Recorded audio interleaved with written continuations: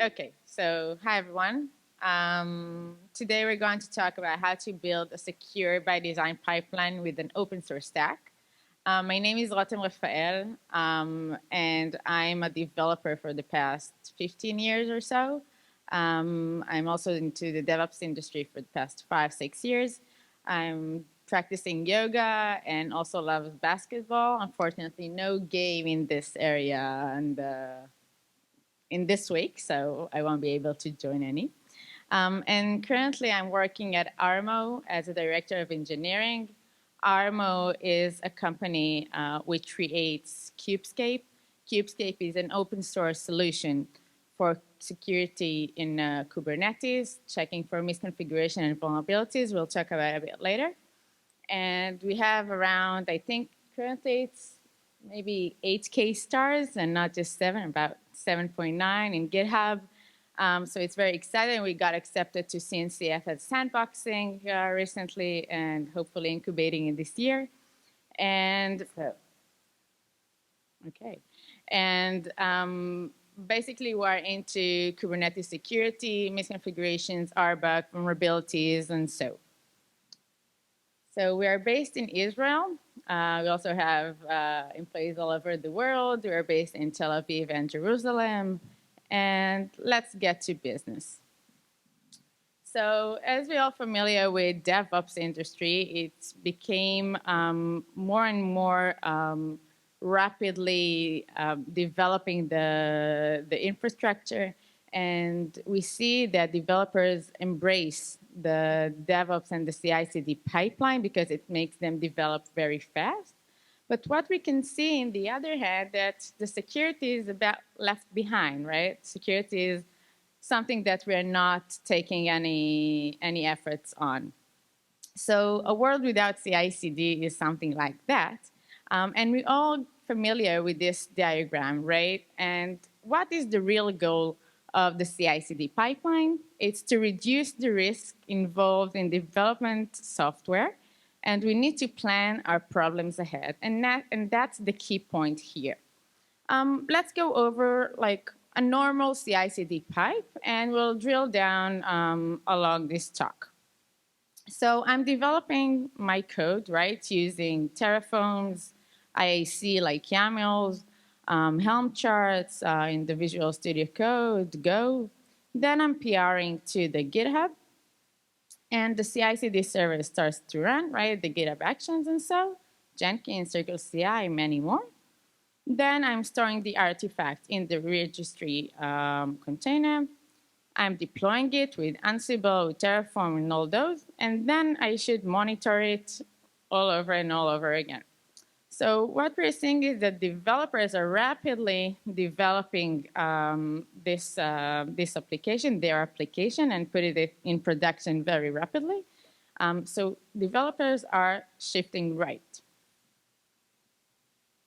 And if I'm looking at this pipeline, okay, we're going to go over it with an open source solutions, as I said.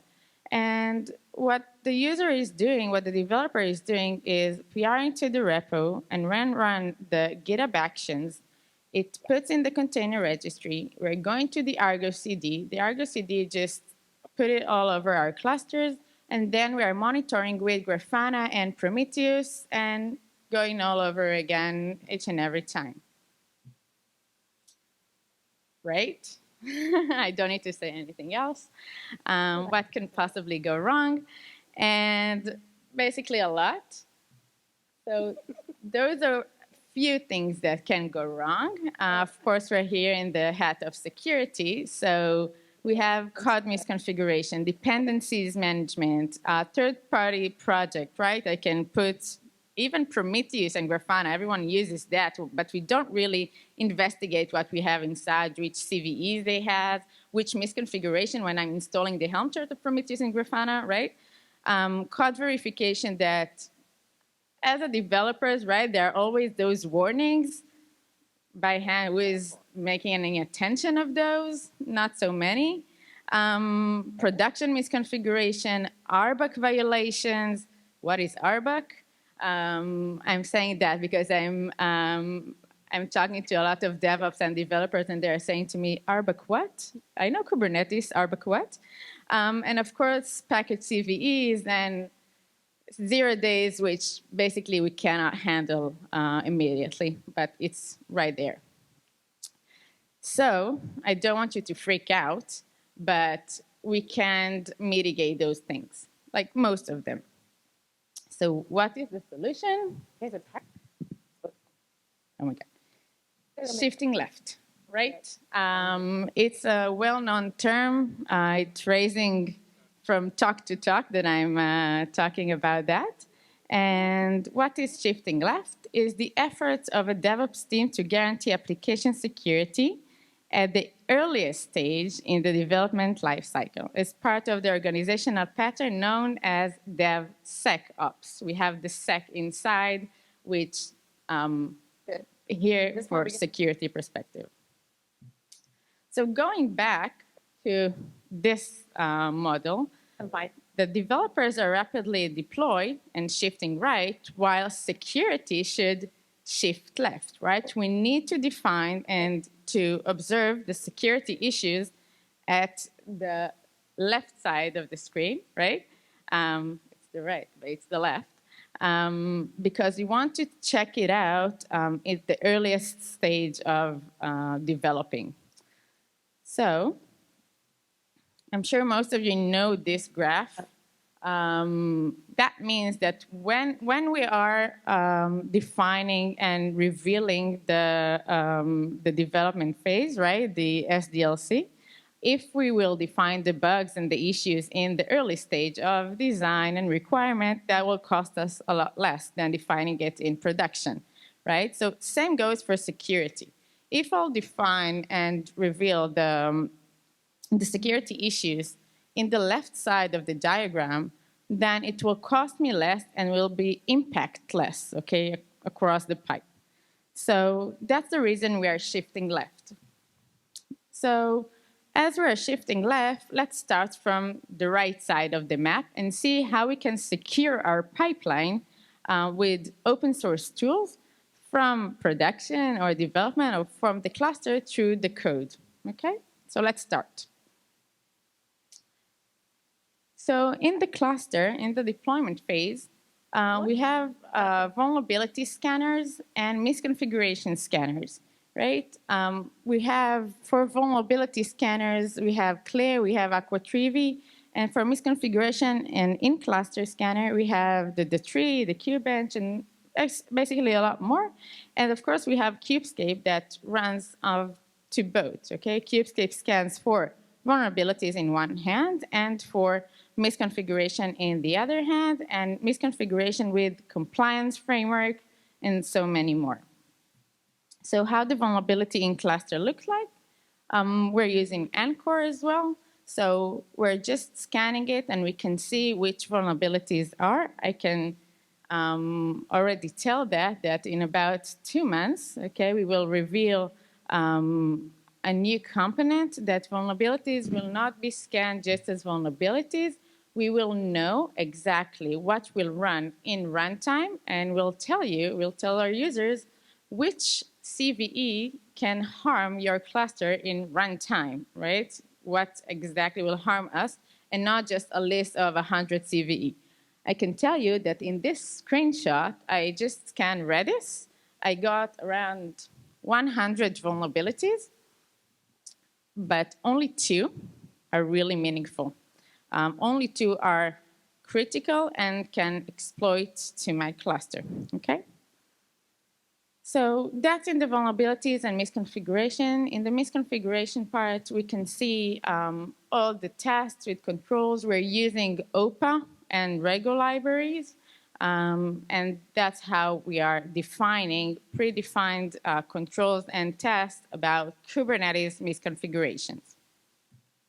Let's move forward to the container registry and how do we scan for containers, right? It's pretty similar to vulnerability scanner, right? But we're doing that also onto the container registry.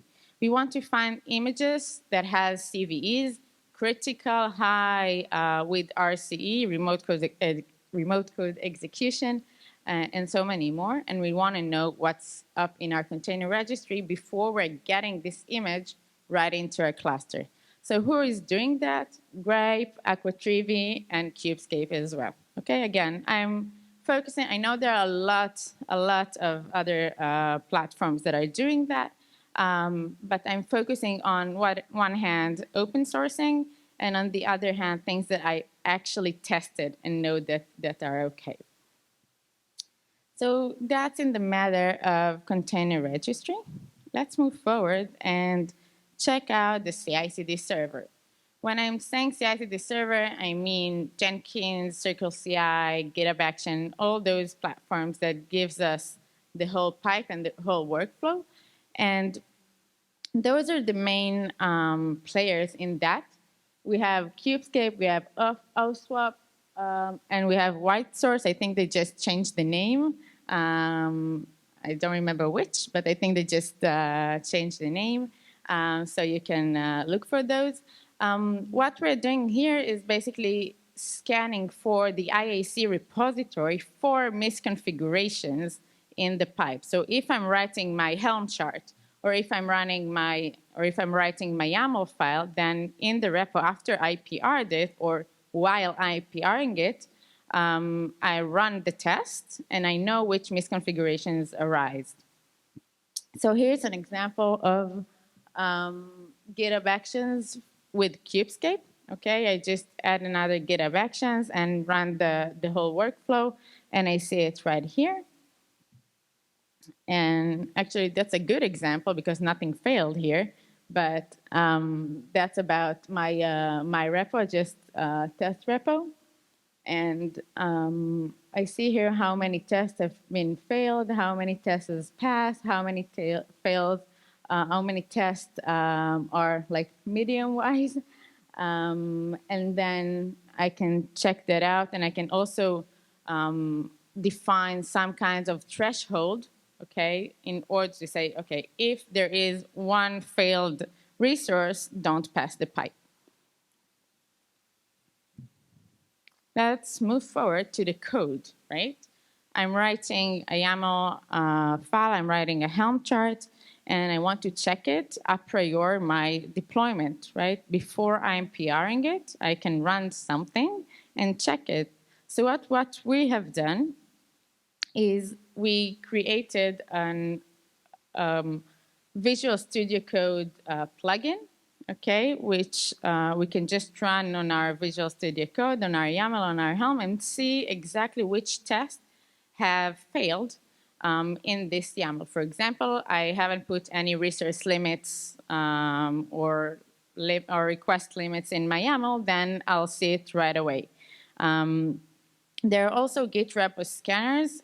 I divided it to infrastructure as code and application scanners.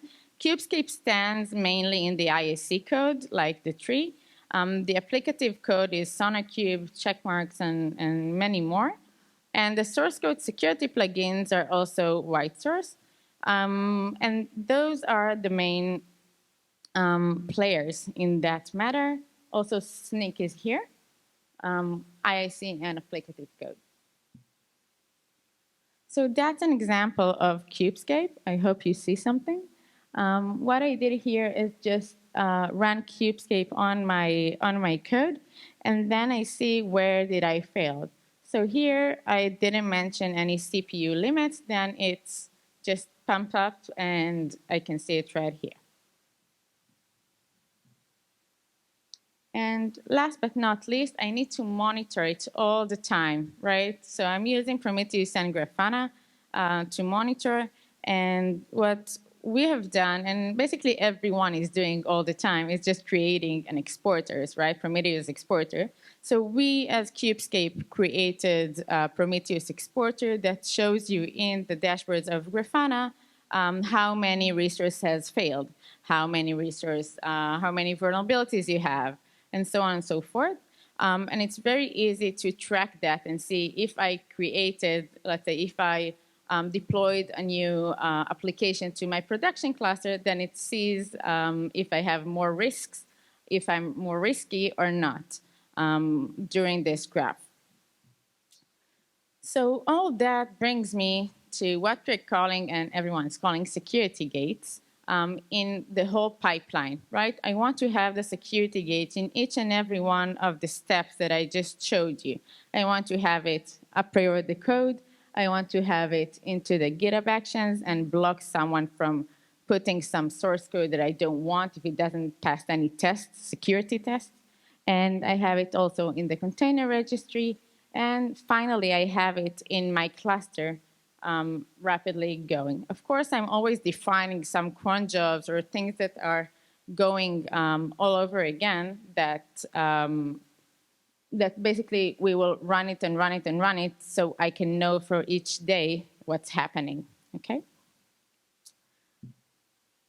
So I hope I didn't scare you. There are a lot of nice tools. Of course, I'm from Armo and Kubescape, so that's my hat. I do think that we're giving the solution for the entire pipeline, and that's a big deal. Not everyone is doing it for the entire pipeline, and I want to thank you. And you can join me also. We're having here a booth. My colleagues Eric and Amalia, you can join us there if you have any questions, and I can demo it. And if you have any questions, that's the time. Thank you. Yeah.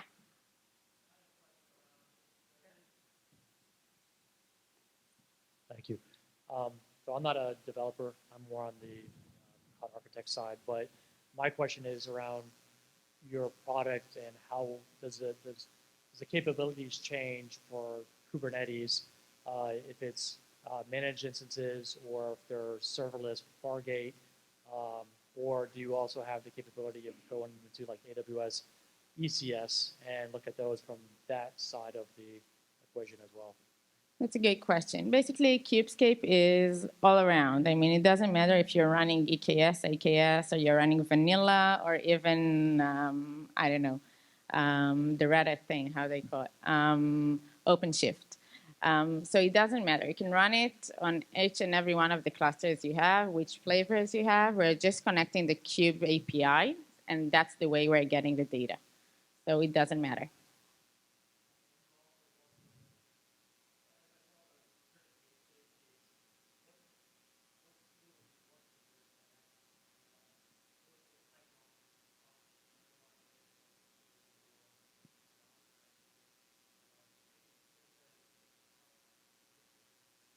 So we're having like plugins for Jenkins and GitHub Actions. So you can define a threshold and then say, let's say, if you have more than 3 criticals, stop the pipeline and don't PR and don't merge the PR. Or if you are risk more than 100, I don't know, one more than 80, then stop that.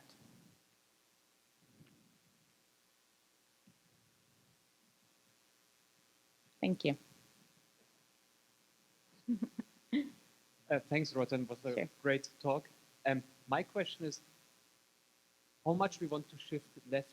I mean, we have so much going on with shift left, so I have the perception that the cognitive overload for the people on the left side is just too much because you have to deliver business logic, you have to keep your business happy, and now people come say, hey, shift left security, shift left auditing, shift left everything. So, and I know some of my developer folks is like, okay, I can run this on my Kubernetes manifest. First thing, I mean, I have to learn this, and now I have some feedback to say resources setting and so on. So what is your opinion on this shifting stuff?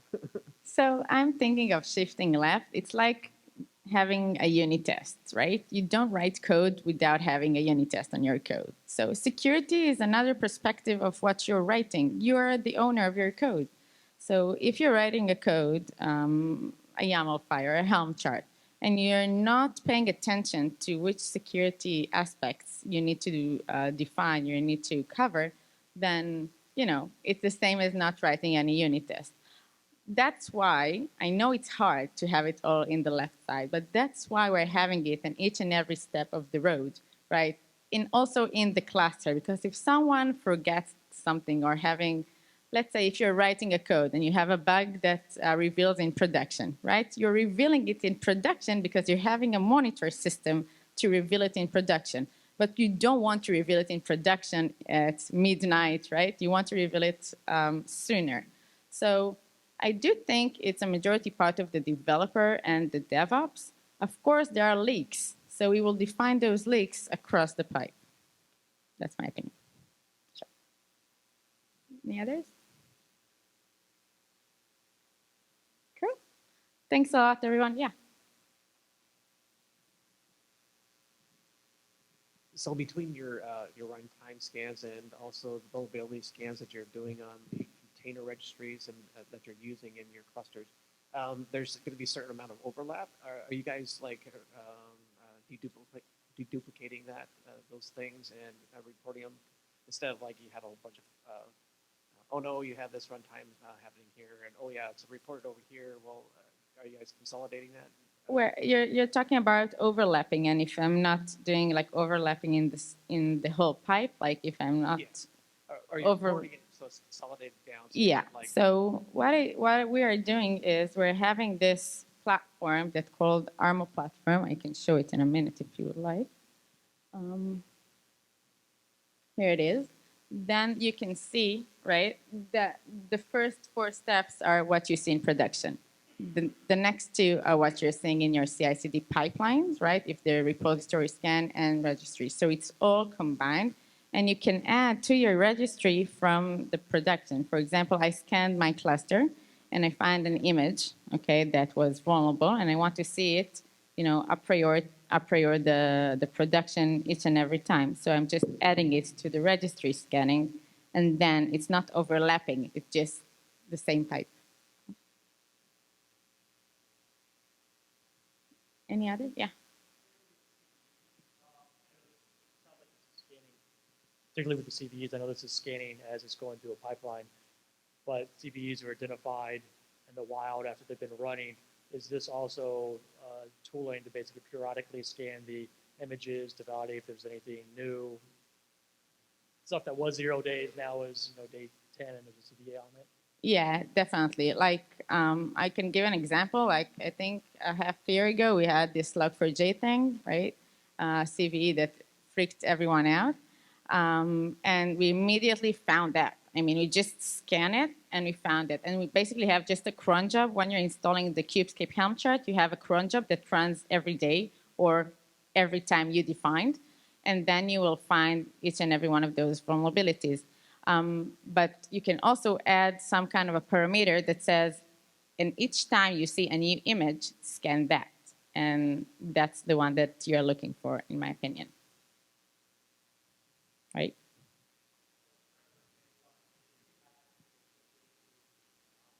Yeah, we're just having like a drift, so we know which one added from the last scan. Got it? You're making the first scan, and then we're drifting it. That was the last?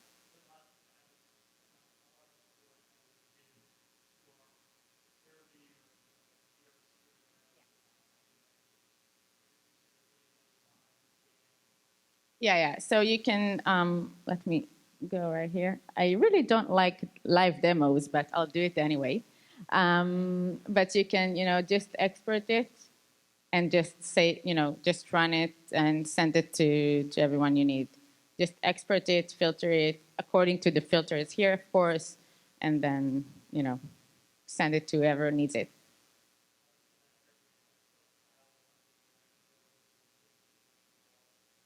Yeah, basically I just created my mini cube. So I have just one scan here, but you can see a graph of all your images and when you scanned it and what's the criticality of it. And, if you will drill down right here into the workloads, then you will see it in deeper view. Okay? Do you guys have any white papers on this for MLOps? For MLOps? What do you mean, like in MLOps? Just industry use cases. I think it's mostly the same thing for every ops, right? Like MLOps sees the vulnerabilities across the entire images. You're using just different software or different databases or stateful set or whatever. So we're scanning it all. So you will see it's also for MLOps or DevOps or anyone can enter this application, just registers as a user, and that's it. You will see your cluster scanned, and go ahead with that. Anyone else? Yeah. For me, one of your, oh, sorry. The RBAC visualizer is for me one of the best features you have to see them on a graph. So that's the feedback. I love this feature. I agree. I mean, I'm not I'm not objective, but I agree. It's one of the best tools that we have because you can really see who has like admin privilege, if you have like service account without workloads, some misconfigurations that were predefined, but you can also query it by yourself. And I don't know, just whoever has the permissions to delete deployment. So you can see it right here, and it's really nice seeing it into the graph and investigate that way. Thank you.